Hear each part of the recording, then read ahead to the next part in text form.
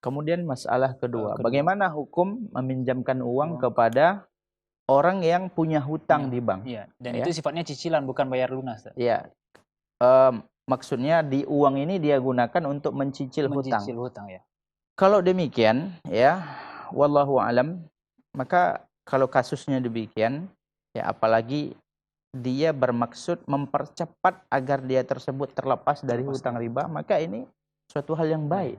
Ya, suatu hal yang baik. Ini merupakan tolong menolong ta'awun 'alal birri wat taqwa. Apalagi kalau kita ya niat kita agar dia cepat terlepas dari riba ya dan tidak mengulang lagi sambil nasihatin, bantu.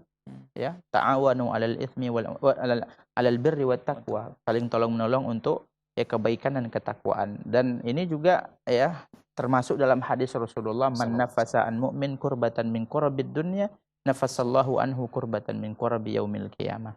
Barang siapa yang melapangkan suatu kesempitan bagi seorang mukmin di dunia, maka akan Allah lapangkan nanti kesempitannya di akhirat. Nah, Bapak ini ada sedikit ragu.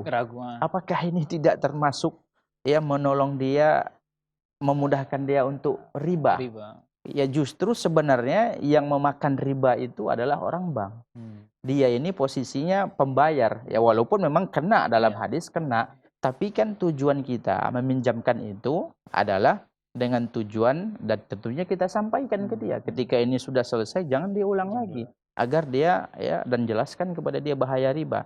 Maka dalam keadaan seperti ini, walaupun dalam hadis orang yang memberi makan riba itu juga kena, cuman ya yang dalam hal ini yang memakan riba itu adalah orang-orang yang berapa di bank gitu ya. Jadi demikian. Wallahu a'lam.